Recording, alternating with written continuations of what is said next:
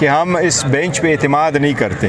तो जजेस ने उसके बारे में उनको कहा कि अगर आप एतमाद नहीं करते फिर एतमाद न करके फिर हम आपको तो नहीं सुन सकते जब तक आपका वो मौजूद है। उनको नहीं सुना गया। बाकी इलेक्शन कमीशन को सुना गया, सेक्रेटरी आए हुए थे डिफेंस, उनको भी सुना गया, सेक्रेटरी फाइनेंस को भी सुना गया, सेक्रेटरी डिफेंस को कहा गया कि हम आपसे कोई स्पेसिफिक नहीं मांग रहे, हमारी कोशिश है आपकी जितनी भी सेंसिटिव इन्फॉर्मेशन है वो सेंसिटिव ही रहे, हमें सिर्फ इतना बता दीजिएगा कि पंजाब में इलेक्शन के लिए इतने पोलिंग स्टेशन है, उतने जो रिज़र्व चाहिए आपको और उसमें कितनी सिक्योरिटी आप दे सकते।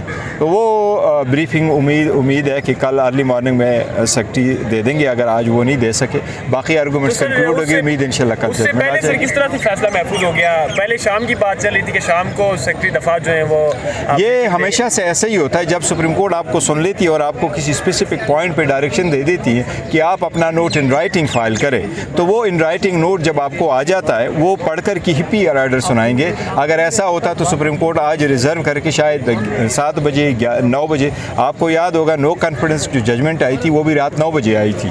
तो लेट भी जजमेंटें आती रहती है सुप्रीम कोर्ट जब कहती है, तो उस वक्त में सुप्रीम कोर्ट ये कहती है कि वेट फॉर ऑर्डर।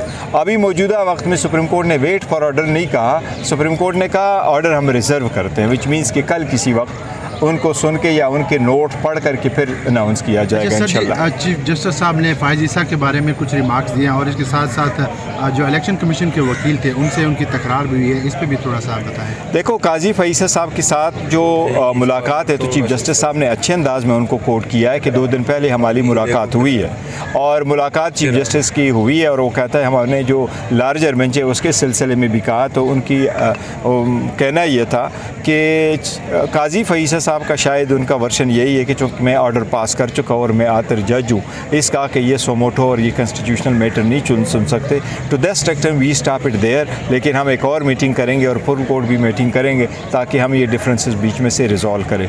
जहाँ तक इलेक्शन कमीशन की काउंसिल के साथ है तो इरफान कादर साहब पेश हो गए थे। इरफान कादर साहब ने लीगल ग्राउंड्स अच्छे पुटअप किए हैं, बहुत अच्छे उन्होंने बहस की है, लेकिन 1-2 पॉइंटों पे वो होता ही रहता है वकीलों में और जजेस में, तो अपने आर्गूमेंट्स करते वक्त इसका कोई इतना बड़ा इम्पैक्ट जजमेंट पे या प्रोसीडिंग्स पे नहीं पड़ता। नहीं, उसको हमेशा से ये कहा जाता है कि जी उससे हालात ख़राब हो जाएंगे, तो ये तो होता ही रहता है।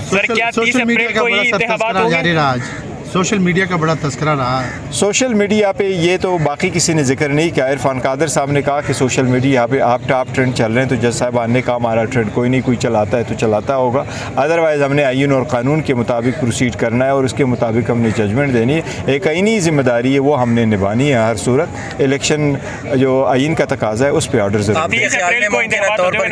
देखिए 30 अप्रैल को अब इंतखाबात तो 30 अप्रैल को नहीं हो सकते, ऑब्वियसली इलेक्शन कमीशन का ऑर्डर आ गया, इलेक्शन कमीशन का ऑर्डर आ गया 22 मार्च को। 22 मार्च से आज तक जितने दिन रहे इसी दौरान बड़े सारे प्रोसेस होने थे। स्क्रूटनी की जो अपीलें थी वो फैसला होने थे, स्क्रूटनी के बाद रिवाइज लिस्ट आनी थी, नॉमिनेशन फॉर्म की रिवाइज लिस्ट की फ़ाइनल लिस्ट आनी थी। चूँकि ये प्रोसेस अभी वो जो शेड्यूल है उसका हिस्सा है, ये रह गए, तो शायद अगर इलेक्शन कमीशन ने सुप्रीम कोर्ट ने अनाउंस कर लिया कि इलेक्शन होने हैं तो ये 15 दिन 10 दिन आगे जाएगी डेट।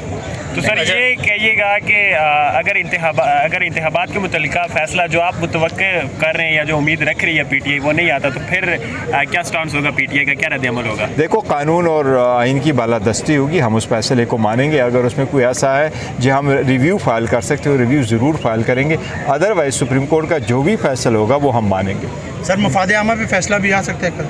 देखिए मुफाद आमा के फ़ैसले के लिए सुप्रीम कोर्ट बैठी है। अगर मुफाद आमा सुप्रीम कोर्ट समझती है इलेक्शन डिले हो, वो तो गवर्नमेंट बताती है आज की इन तारीखें। इन्होंने तो सिंपल ये कहा हमारे पास पैसे नहीं, हमारे पास सिक्योरिटी नहीं, लिहाजा हम इलेक्शन नहीं कर सकते विद इन 90 डेज। गवर्नमेंट की तरफ से कोई ऐसा पॉइंट नहीं आया कि इस पर इस डेट को आगे ले जाए national interest. Thank you sir.